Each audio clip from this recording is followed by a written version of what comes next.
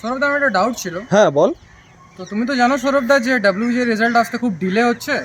তো সব বন্ধুরা বলছে না সৌরভ দা যে কলেজের সিট শেষ হয়ে যাবে, তো কি করবো বলো একটু আমাকে। ডাব্লিউবিজেই 2025 অ্যাসপিরেন্টস, দেখো এই যে ব্যাপারটা না, এটা প্রতি বছর কিন্তু ঘটে এবং এর জন্য দায়ী হচ্ছে কিছু কলেজের অ্যাডমিশন সেলে যারা বসে থাকেন বা যারা মার্কেটিং এক্সপার্ট থাকেন বা কিছু কনসালটেন্ট বা কিছু ইউটিউবার্স, তারাই কিন্তু স্টুডেন্টসদের মনে বা স্টুডেন্টসদের প্যারেন্টসদের মনে ভয় ঢোকায় যে হ্যাঁ সব কলেজে সিট তো বুকিং হয়ে যাচ্ছে, সব কলেজে সিট তো অ্যাডমিশন হয়ে যাচ্ছে, তাহলে কিন্তু আর সিট বেঁচে থাকবে না ডাব্লিউবিজির কাউন্সিলিং এর জন্য। তো এবার আমি সবাইকে একটা ব্যাপার বলতে চাই যে ডাব্লিউবিজির রেজাল্ট বেরোনোর অনেক দিন পর আর কি কাউন্সেলিং স্টার্ট হয়। এর পেছনে রিজন কি জানো? এর পেছনে রিজন হচ্ছে যে প্রতিটা কলেজকে অ্যাপ্লিকেশন করা হয় বা ডিমান্ড করা হয় যে প্রতিটা কলেজের কত সিট আছে বা কত টোটাল এই বছর ব্রাঞ্চ আছে তার ওয়াইজ ডাব্লিউবিজেই কে নোটিশ পাঠাতে বা ডাব্লিউবিজেই কে ডেটা পাঠাতে, এবং তারপর সিট ম্যাট্রিক্স রিলিজ হয়।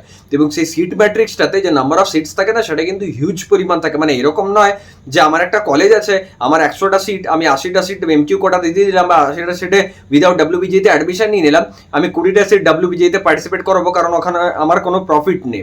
এরকম কিন্তু হয় না, সব জায়গায় রুলস রেগুলেশন বলে ব্যাপার থাকে। বা তুমি হয়তো জিজ্ঞাসা করতে পারো যে দাদা তাহলে এত স্টুডেন্টসের যে অ্যাডমিশন হচ্ছে সেটা কি? আমি তোমাকে বলছি সেটা ম্যাক্সিমাম সিট বুকিং।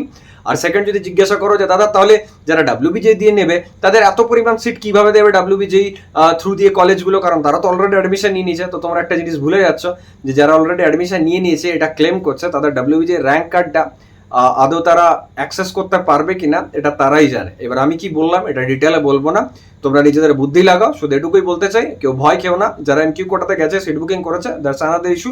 তোমরা কিন্তু ডাব্লিউবিজির কাউন্সেলিং এর জন্য ওয়েট করো। যাই র্যাঙ্ক আসুক না কেন, সেখানে ভালো কলেজ পসিবল যদি ঠিকঠাকভাবে চয়েস ফিলিং করো। তো থ্যাঙ্কস আ লট, দেখা হচ্ছে নেক্সট ভিডিওতে।